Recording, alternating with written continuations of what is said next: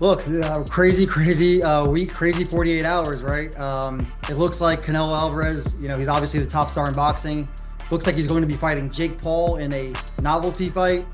And then at the very last second on last evening, Thursday night, you come in and announce the four-fight deal to have Canelo Alvarez fight in Riyadh on May. And then, of course, the big super fight against Terrence Crawford in September.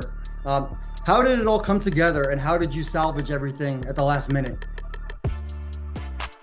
First of all, it's a pleasure to be with you. Second, the story starts from London in the ceremony of the ring. I meet Canelo there, and we get to know each other, and we discovered both that's what the problem is, the people in the middle all the time. You can hear me? Yep. Okay. Then we decide to talk directly together. Then we have agreement to have three fights between Riyadh season and Canelo. It starts from September, him against the legend Crawford, and I think this is the biggest fight in boxing in this time, For sure. and maybe forever, we don't know. Then we will have another fight. It is open between February until May 26, and third fight in March, in September to October 26. Turki Alalshikh for president. Flat out, that's it. That that's probably one of the coldest things I ever seen. Was to and now I want to retract a lot of my statements that I even said about Canelo, right? Because this lets you know that people get in the way of business in boxing when it comes to boxing. Because for Turki Alalshikh to be able to do a four-fight deal with Canelo and just that fast, and Canelo to agree with it, whether he fights Charlo or whoever he fights in May, but then he's gonna fight Terrence Crawford, and we don't know the two fights in 2026. We don't know, but I would guess that if everything pans out correctly, which I don't think is, because I got Terrence Crawford winning in September, but let's say he did win, I could see now him fighting a David Benavidez. If David Benavidez stay on the same path, which I don't see David Benavidez falling off no time soon, I can see Canelo taking the fight. And then now I'm saying, well, maybe the reason why he wasn't taking the fight in the first place is because of business.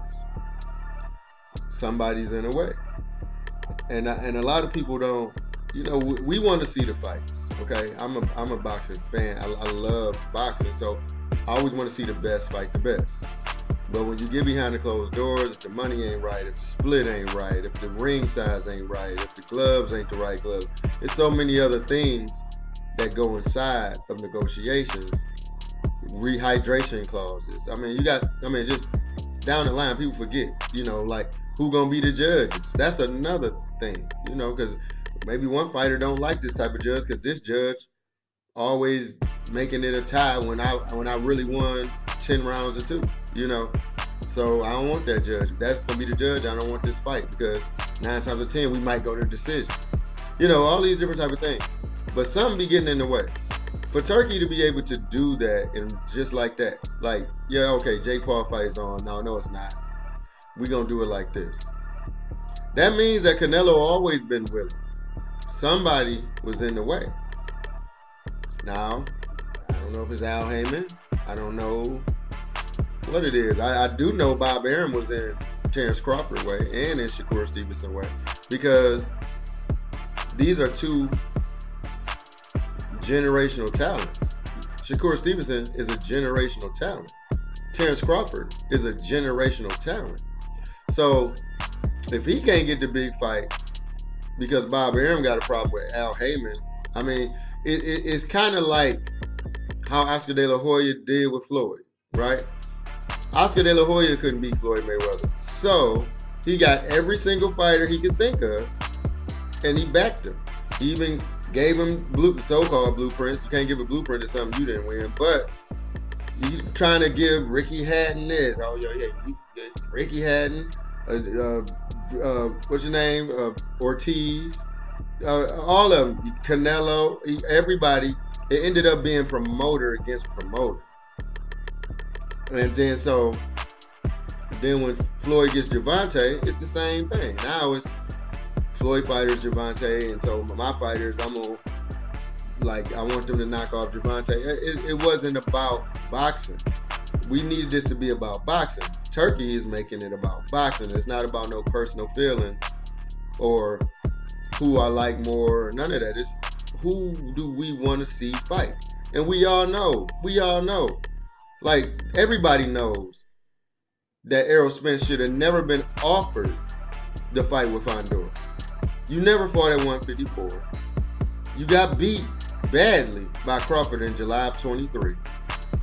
And you were supposed to avenge that loss or do the rematch that you put in there because you had the rematch clause just in case. And then you get beat and then you don't fight him because you got eye surgery, but now you don't got eye surgery. You can fight Fondor, but you can't honor the rematch with Terrence Crawford. So Leonard Ellerby says, well, Errol Spence, he's family. I don't care about family. Terrence Crawford deserves the fight. Terrence Crawford has fought at 154 at least once and won. Was it the best looking win? No. But still, he won, right? So he won. You ain't never fought, you ain't rematched the person that beat you, and then you get the fight that he should get. That's why they said, was it WBO or whatever? I think it was WBO. Said that if Errol Spence wins, then Terrence Crawford gets the belt. If Fondor wins, then Fondor keeps the belt because he didn't deserve the fight. With Turkey doing what he's doing, that would have never happened because Terrence Crawford just would have got the fight. If you're not going to rematch him, then you can't fight until you rematch him, or you're not fighting for a title. You can fight a tune-up. You're not going to fight for a title that Terrence Crawford deserves. And these are the things that happens in boxing that shouldn't be happening in boxing. And I can see now that Turki Alalshikh is going to mess around and become Dana White for boxing. Because he's going to bring them all together, and then you're going to see everything that you want to see. So the way I was complaining about the young fighters like Abdullah Mason and Schofield and all of that, I really ain't too worried. If he stays in boxing, I ain't worried. Because we gonna get those fights that we want to see. Because hey, he good at what he do. That's all I can say. I don't know exactly what he do because I don't do it. I just know he's good at it, and he's showing us. So that's what's up. We back to it. So let's talk about some other stuff, man. But I just want to really give props to Turki Alalshikh for saving not just the fight, but boxing, because he's been doing a lot of stuff for boxing, back to back to back to back, and it's about to turn into something. I see it happening. So with that being said, it's your boy King G with the Really Dope Podcast, and I'll see you in the next video. Let's get ready.